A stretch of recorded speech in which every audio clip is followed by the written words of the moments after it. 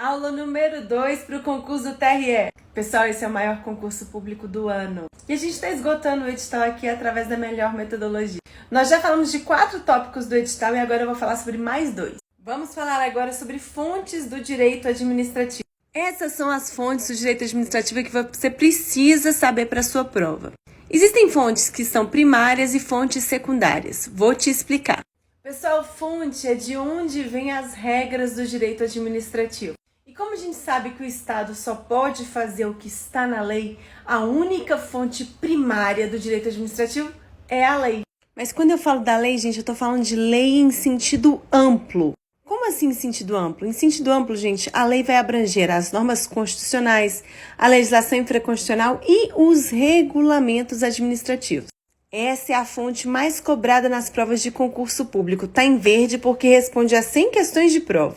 Vamos entender, gente, como é que funciona o ordenamento jurídico brasileiro? Eu tenho a Constituição no topo da hierarquia, abaixo da Constituição eu tenho as leis infraconstitucionais e abaixo das leis eu tenho os regulamentos, os atos normativos. Como assim, professora? Decreto, resolução, portaria são atos normativos. E quando eu falo de lei como fonte do direito administrativo, eu estou falando de lei em sentido amplo, abrangendo aí todas as espécies normativas que vão tratar sobre a função administrativa que o Estado desempenha. Então eu estou falando da Constituição, eu estou falando das leis infraconstitucionais, eu estou falando também dos atos normativos. Tudo isso é fonte primária do direito administrativo. Cuidado com a pegadinha de prova, que vai perguntar assim, o decreto é fonte primária do direito administrativo? E você pode marcar não, mas é sim fonte primária. Prof, e as fontes secundárias? Nós temos a jurisprudência, nós temos a doutrina, os costumes e os princípios gerais do direito. Pessoal, jurisprudência é o conjunto de decisões emanadas pelo Poder Judiciário que vão influenciar de forma secundária a produção das regras do direito administrativo. A jurisprudência, em regra, é uma fonte secundária, sabe por quê? A decisão isolada de um juiz em um processo judicial vai atingir as partes do processo, não atinge todo mundo. Mas é claro que aquela decisão do juiz ali, né, a administração pública estando envolvida naquele processo, vai observar aquele entendimento e, de forma secundária, aquela decisão vai influenciar no funcionamento da administração. Então, é uma fonte secundária. Agora, existem algumas decisões emanadas pelo Poder Judiciário que são decisões mais importantes, decisões que operam efeitos erga omnes, operam efeitos para todos, não somente para as partes do processo, para todo mundo. E aí, gente, entra a súmula vinculante. Em conformidade com o artigo 103A da Constituição Federal, o STF pode, de ofício ou mediante provocação, por meio de decisão proferida por 2/3 dos seus membros, após reiteradas decisões sobre matéria constitucional, aprovar a súmula que, a partir da sua publicação na imprensa oficial, vai ter efeito vinculante. Como assim? Imagina que exista uma questão aí que está gerando uma multiplicação de processos judiciais.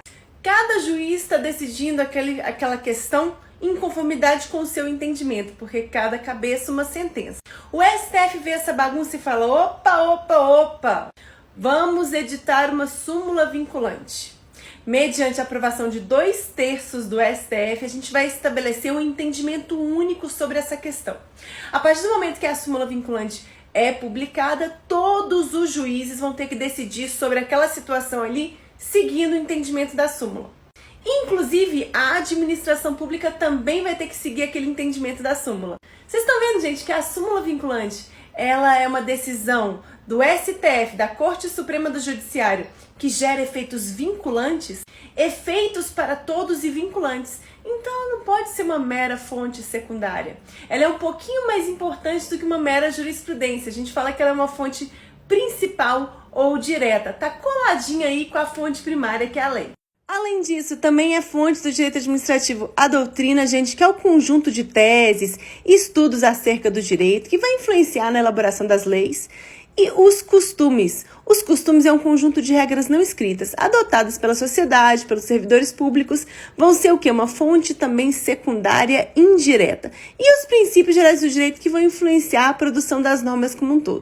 Pessoal, lembre-se, estuda cada página e responda as questões que cobram o conteúdo de cada página. Lembrando de que o que está em verde responde a 100 questões de prova, o O que está em amarelo a 200 questões e o que está em vermelho a mais de 300 questões de prova. Eu já mostro para vocês com as cores o que é mais cobrado. Responda a questão página a página. Pessoal, chegamos agora no tópico mais cobrado desse inicinho da matéria, que é o conceito de administração pública. Você já entendeu o que é direito administrativo? Já entendeu as teorias? Já entendeu a fonte? Agora eu quero te explicar o que é administração pública. Pessoal, essa parte está toda destacada em vermelho no manual porque ela responde a mais de 300 questões de... Vamos entender. A administração pública ela pode ser entendida em conformidade com dois critérios. Critério subjetivo, formal ou orgânico e critério objetivo, material ou funcional. Como assim?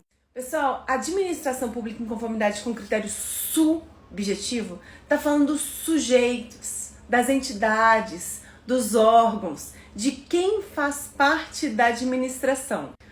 Por que esse critério também é chamado de formal?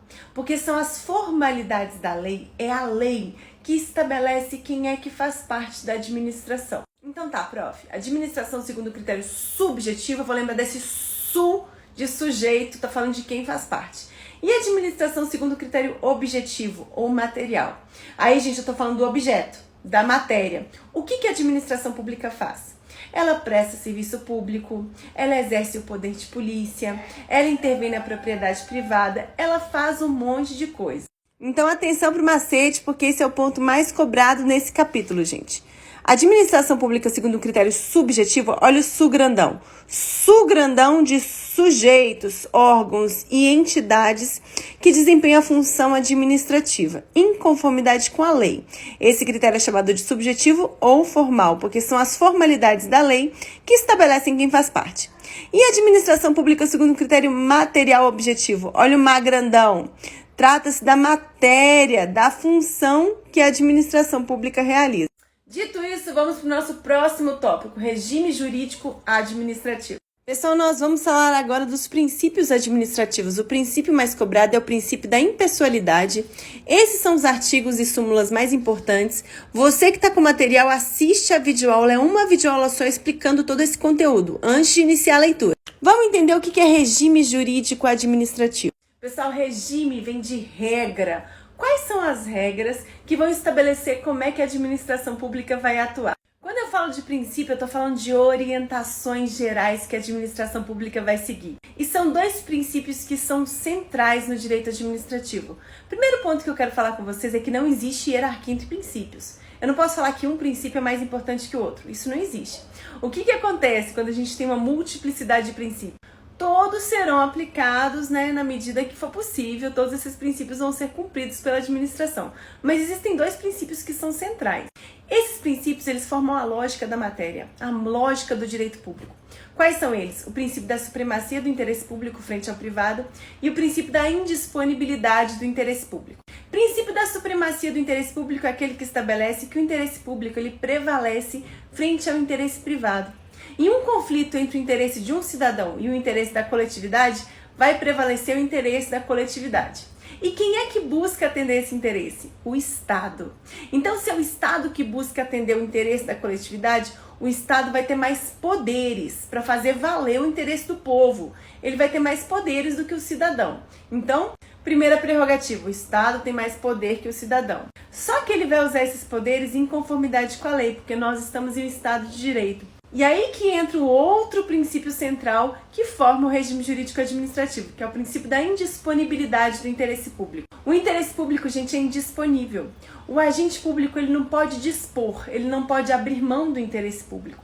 Ou seja, quando você assumir o cargo público, você vai receber uma série de poderes, uma série de prerrogativas, mas só pode exercer esses poderes em conformidade com a lei, para fins de atender ao interesse público.